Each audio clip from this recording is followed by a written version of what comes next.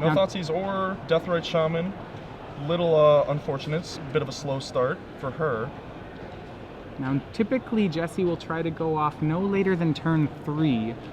Especially once you see Bayou, it kind of is closer to being a green light to try to combo fast instead of being resilient. Yes. Unlikely that Bayou Go is a Force of Will deck, but it is certainly possible. There are shardless bug decks that play Force of Wills and what have you. You do see an Ad Nauseam and a pair of Lotus Petals in Jesse's hand. I don't know if he has the 5th mana to cast Ad Nauseam this turn. Well, looks like he's going to hide it from discard wisely and go off either next turn or the turn after. He is... That was actually an end-step Brainstorm, not a main phase one. Oh, so okay. Draw the Preordain. So yeah, this next turn should be go time. Yeah, and I still think he wants to... It's a little awkward with that Ad Nauseam that if he's not going off this turn, he's going to have to draw the other card here. Yeah, it's just cycling, but, underneath the Ad Nauseam. Yeah, so he really would like to hide the Ad Nauseam here. Yeah, and that's what he's considering now, is whether he needs to hide it or push the other card and just hope that he doesn't get discarded. But he does. It's a Brainstorm. Brainstorm is a good one, too. So it looks like, it's not 2 Lotus Petals. It's 2 Lotus Petals, a Lion's Eye Diamond, and a Cabal Ritual. So he actually, I believe, had the possibility to make a turn 2 Ad Nauseam right there, but he wouldn't have any extra mana floating when he made it. Right. And he's still not sure that the coast is necessarily clear. Yeah, there's no plays from Cat on turn 2. She has a turn 3 Liliana, but it's very likely that Jesse is setting up for this turn. Land go is not the curve that Cat was looking for, but yeah, and I'm starting on 6, not knowing her matchup. And surprised, okay, Jesse, it's not necessarily showtime just yet. Still pushing. Still Okay, pushing that Ad Nauseam down. So right now he had the option of playing Petal, Ritual, so that would be +3, it would have gone up to 6 mana. Could have played Lion's Eye Diamond, cast Ad Nauseam, sack, so he could have had Ad Nauseam with 4 floating this turn, but it looks like he wants more. Right. Jesse, ever the greedy player. Yep. Well, he has all the time in the world. I mean, he's under literally no pressure. Cat hasn't cast a spell yet, so now he's Gitaxian probing. The promo art always sends me for a little loop there, but yeah, gets to see that the coast is clear, and this should be game. Were Jesse playing Maverick, this would be a great hand. However, this does nothing. It's a Lightning Bolt, 2 Punishing Fires, a Bloodbraid Elf. Liliana's the only card that actually interacts here. And even that is slow to the board and slow to impact. And now Jesse has the green light. And let's watch him go through the motions here. Yeah, he may even buy himself another turn. He still, after tapping that mana, can go for Ad Nauseam +3. Yeah, I mean, that's like a 95+% win rate, right? It's pretty good. He can go Ad Nauseam +3, or he can go Ad Nauseam plus with 1 mana floating and have an Infernal Tutor, a Demonic Tutor. Well, he can't Demonic Tutor. He can't do the Demonic. He can Infernal, though. He can Infernal for, say, another LED to make sure that he has... even more mana. Yeah, both the mana and ability to get Hellbent again, so he can draw Infernal to Tendrils rather than drawing to both Infernal and LED or the Tendrils directly. So that looks like what he's deciding between what is the higher percentage play, and these are what make the great combo players great, is the difference. They find the 98% instead of the 95%, They make sure that they fizzle as little as possible. Yes. So I see here there have been 2 spells played. Their Storm really won't be an issue here because he's going with an Ad Nauseam kill. These are spells, for the record, these are spells 3 and 4. 2 and 3, right? I did actually 3 and 4. He played a Preordain and then the Gitaxian Probe. Ah, yes. So that's 5. You see Jesse's keeping track of Storm here. Except for Storm probably will not matter. He'll probably have well in excess of 10. Yes. What is Storm at? You're dead.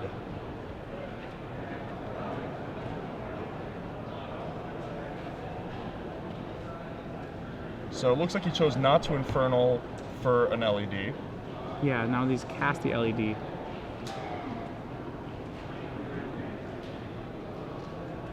So we'll see where he's going here. He does have enough mana to cast the Ad Nauseam, and then with it on the stack, sack the LED. Yes. So he's going to start out by making 2 mana with going up to...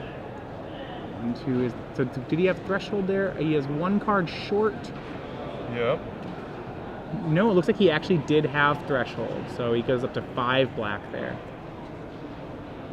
All right. And he may have stranded these Infernal Tutors a little bit, or he just doesn't have to use the LED. So he's going to go from 5 black down to 3, casting Infernal Tutor, revealing Ad Nauseam. Yes, this is just to get Past in Flames and... Okay, he's not going for the Ad Nauseam because he's going to go for the Past in Flames still. Yeah. So with that on the stack, he's going to make 3 red, go ahead and Infernal Tutor for Past in Flames, and that should also... That should do it here. A 100% win instead of a 98% win. Right, so he's going to not do the Ad Nauseam kill. So he has 3 black, 3 red, 7 storm. Yeah, so the first Ad Nauseam here will go ahead, or the first Past in Flames will take 1 red, all 3 of the black mana, and will allow him to restart by recasting the Gitaxian Probe and the Cabal Ritual. Right. So down to 2 red in pool, or 2 mana in pool. Yeah, I'm not sure on which color he kept and which color he spent. Right. Looks like he spent all the red mana, so now this is just black mana left. All right. And he's casting, very Cabal quickly. Ritual up. Yep, recasting Cabal Ritual, recasting Infernal Tutor, finding Tendrils, casting Tendrils is the play here. So that'll be the 10th spell, and that'll drain for 20. So Jesse gets it on turn 3. Inked. So let's look at the Jund deck. Kat didn't manage to play a spell the first game. Yep. She kept a great anti-aggro hand. Jund a pretty good anti-aggro deck. Yes. But she's gonna have to do something the deck's not designed for. Yeah. Well, we have 7 discard spells main in 4 Thoughtseize, 3 Hymn to Torok, in addition to 4 Liliana of the Veil. Beyond that, in the board, we're going to go 3 more in the form of Duress, along with 2 Surgical Extractions and a Slaughter Games. So that's a fair amount of action she's going to have there with 6 more high-impact cards boarded in. Slaughter Games may or may not be boarded in. I'm not positive the game will last long enough for her to cast one. That said, if she can Slaughter Games a Tendrils, that is pretty good. Yeah, you can definitely envision a game lasting to 4 mana, especially with the mana boost from Deathrite Shaman. If you have like a Deathrite and then 1 discard spell that'll slow them down, the full turn cycle that you need to get the Slaughter Games off, I definitely think that that's a possibility. Surgical's certainly coming in. You have to kind of hope to Mize, Yeah. Now, to be fair, if you look at Jesse's deck, a Surgical Extraction or a Surgical or a Slaughter Games hitting Tendrils of Agony does win the game. He doesn't have any other win cons in the deck. Right. Sometimes the defense against that is when players are playing Burning Wish, you can get around that. Then you have to Surgical or Slaughter Games, both of them. But Jesse, as he's playing Ant, is not playing a Burning Wish board. No, he is going to have to either win before the Slaughter Games goes off, Cabal Therapy it, or dodge it entirely. And yeah, if his Tendrils gets locked in his hand, if he can't brainstorm it back and hide it, it gets hit by a discard spell and a Surgical. That will also be the game. Yeah, because of that, Tendrils is one of those cards that's a little bit of a liability to have in your opening hand. Yes, absolutely. It opens it up to things like Thoughtseize Surgical. Especially on the draw, where you don't have a chance to, brainstorm it away. All right, and we'll see here. So when you're playing, let's talk about when you're playing against the combo deck. Clearly, I think Jesse's game plan is pretty straightforward. Yes. But Kat needs to balance disruption with winning the game here. Yeah, it's certainly all about your clock. Discard first, clock second. I think there are more than enough easy cuts. The Abrupt Decays and Maelstrom Pulse obviously do not do much. Lightning Bolts and Punishing Fires obviously pretty low impact, but they're fine if you're trying to clock them and at least get them under ad nauseum, a life total where they can ad nauseum out and win. And then it's about the threats. Dark Confidants, very good because not only do they clock, but they also fuel Cat, give her some more disruption. Tarmogoyf is a fast clock, and Bloodbraid Elf Bloodbraid Elf's probably a card you can't really play in the matchup. Slow. Yep. It's good enough to just win with the cards like Deathrite Shaman and Dark Confidant, and you can have that can just be your win condition in this sort of matchup. Yep, and then just a flurry of discard spells to buy him enough time to win. Yeah, you'll even see, she has so many dead cards. Things like Bloodbraid Elf, Abrupt Decay, things that really don't do much. She might even keep Abrupt Decaying because it blows up. It possibly can blow up artifacts. There's so many dead cards here. Maelstrom Pulse. Yeah. Punishing Fire is very weak in the matchup. Yeah. That really anything in the board that could see play, you might even see her use Grafdigger's Cage out of the board that stops the Past in Flames kill. Pyroblast, hit a probe or brainstorm. Something. Right, so even these things with incremental advantage that are not ideal for the matchup very possibly get used. Yeah. All right, and this time with Cat in play, she does have an interactive spell. It's going to be Thoughtseize, and Jessie has kept the combo of Probe and Therapy. Yeah, so Probe, Therapy, Ponder, LED, and Past in Flames. Not actually that great of a hand. No, it's probable that she just wants to take the Ponder out of this hand. Jessie has a lot of, not too much going on. She's going to go in and attack his mana by taking Lion's Eye Diamond. Yeah, I think Lion's Eye Diamond is the scariest card overall, but I think with the texture of Jessie's hand, I wouldn't mind taking one of the cantrips there. Lion's Eye Diamond with the Past in Flames enables Jessie to have some very early kills. So yes, definitely true. If she has a lot of follow-up disruption, I do like the take there. She did have the Surgical in her opening hand, so had she found the Tendrils of Agony, that would have been a turn 1 win. Yes.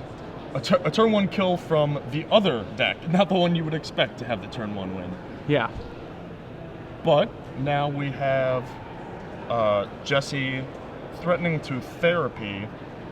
Does Cat Surgical the LED? I have to assume yes, right? Well, you think that the Therapy will probably, it depends. So Jessie will name the Surgical most likely with the Therapy. The question is whether or not she wants him to take the next card. Well, so I am really off. Not only did she let it resolve, but he named Deathrite Shaman. All right, so she's allowed to keep the Surgical Extraction right now. Well, I guess, there's now no pressure, so Jessie has all the time in the world. Yeah, without Deathrite, he did take the clock away there. She's left with 2 lands, a Surgical, and a 4th card there.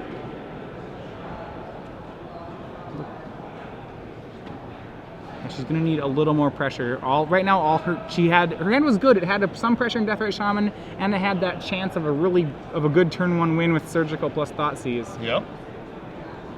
Got to play to your outs when you have bad matchups. Yeah, and I think that's one of the difficult parts of this matchup from the Jund side is that you have so much disruption, but not getting disruption plus a clock can be pretty difficult. Plus for the right mana, plus right. There's a lot of things that have to go right, and it doesn't help that Jessie's boarding in his own disruption spells. Yeah. Looks like the Ponder is good enough for Jessie as he draws a card from that. It's gonna be a Dark Ritual that he draws. What's your favorite Dark Ritual? I like the original one. I like it with the Sorcerer and the Cauldron. Yeah, that one's sweet. I like the one that Jessie has too. Fine. So Cat, drawing Wasteland for the turn, is going to go ahead and waste him off the Underground Sea.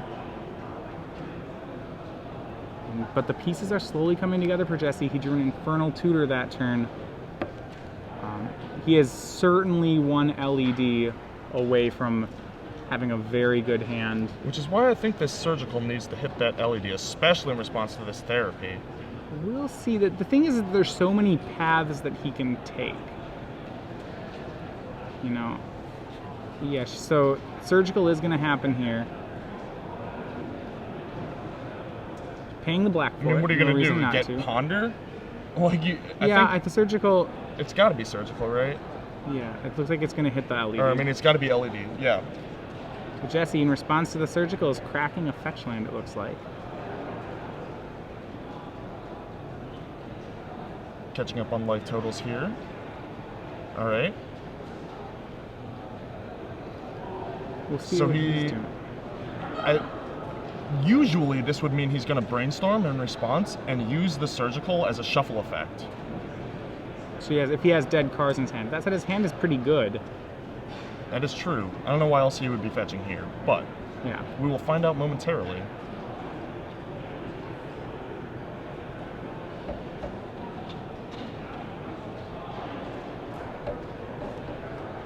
All right.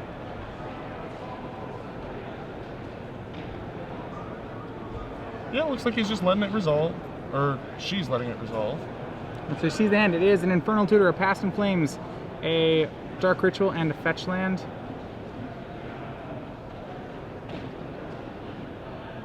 She's not pulling the LEDs to the front. It's possible she was going for Underground Sea. I'm not. No, We'll figure I don't know if that you can do. out. Hold on, I'm gonna have to check. That's Yep, we will find out what that surgical extraction was naming and what Yeah. that was all about for you guys in just a second here. remember because Underground Sea is not a basic land. It is something you can surgical. That is true. She actually didn't remove anything from the graveyard either. Yeah, it was Underground Sea. She didn't take the one that's in the graveyard. I guess while that's technically a correct play, like the reason she wants to take it is because it keeps him one off threshold. Right. And Jesse doesn't have a way to recur it. Right. Yeah, you actually do have to select the one in the graveyard, but she did target Underground Sea, which is why Jesse cracked the fetch. It all makes sense now. Yeah, I'm not sure I completely like that target. Jesse's deck has a lot of ways to make blue mana outside of its lands. I think the idea is that if you keep Jesse off blue, his deck's a lot worse. But especially because he has the uncracked fetch land, Yeah, I'm he just not sure I like the play. Yeah, I agree. He just fetches it out, which is exactly what he did. Looks like they are going to exile the one in the graveyard. All right, so one in the graveyard was exiled. All right. Yeah, I think that LED, even Ponder, they're both like much higher impact, much scarier cards than trying to keep Jesse off of blue quite unsuccessfully. So now we see Jesse draw again facing an empty board, no pressure, and now a fairly empty hand as well. Now, say she had turn one, wasted an Underground Sea, and surgicaled it. Do you like the play then? I wouldn't say I like it, but it makes a lot more sense. It follows, like that. Yeah. That is a distinct game plan. Yeah, whereas wasting it into an uncracked fetch land probably doesn't hold up. Correct. So Jesse's gonna burn off the Infernal Tutor here. He is very possibly, I think he's probably just finding another Dark Ritual. Yeah, this is the lead up to a Past in Flames kill.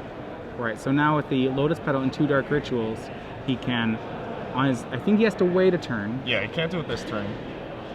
We might be, it's possible he can do it this turn. He doesn't have enough red mana yet though. So the question is, can he get to 10 doing this? He could build up to 6, 7, down to 3.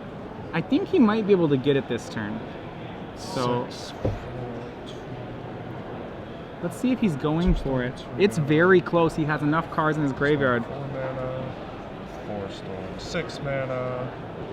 The biggest thing is he won't have access to blue mana if he starts at this turn because Storm, 6 mana. his Lotus Petal, he Does not get flashback, Does not get yes. flashed back, and he has to use it to cast the Past in Flames. So he's gonna go ahead and get Volcanic Island. 7 storm, 8 storm. I think it's So he has 1 blue. Yeah. All right. So he's gonna go ahead and go for it. It's 2 spells, 3 spells. Oh, I didn't count the Lotus Petal itself. So it's 4 actually spells. Xaxes, it looks like. Yeah, this should work. 4 spells. That'll put him up to 6 black mana. 5 black mana, and 4 spells for the turn. So this is going to be tapped here for Past in Flames. This doesn't mean where he won't have access to blue mana during the combo part of the turn. Right. He has access to Phyrexian mana, though. Right, and that'll be good enough. So as you see, he's down to 2 black mana. He's going to be able to flash back, spell Dark Ritual, Jataxian Probe. That's going to be spells 6, 7, 8, and he should have enough black mana to then flash back Infernal Tutor and cast a Tendrils. Yeah, for actually 10. Or 10, when he only needed it for 9. Yeah, how convenient. Overkill. He's showing off. Yeah, so this is up to 4 black mana and up to 6 black mana. 6, as you might know, is the magic number for Infernal Tutor to become lethal. Yeah, he actually wants to not flash back to Taxian Probe here because then his Infernal Tutor is no longer Hellbent. So Well, he can do it after. yeah, he can do if it he after needed the if he storm. needs to. But he has to make he has to make sure that he doesn't do it before he does Right. the tutor. That would be embarrassing. All right, Infernal Tutor is spell number 8. Down to 4 black mana, but 4 is just the right number here. What do you think he's gonna find? Well, if he could find another Infernal Tutor. Set up for next turn. Set up for next turn. Yeah, he doesn't even have to reveal it. But it was Tendrils. Oh, look at that. And that's going to be for Storm of 9. And there's the that'll be hand. match. Jesse Hampton wins 2-0. And one of the most unfair decks in the format, playing against One of the more fair more decks. fair decks. John's actually very good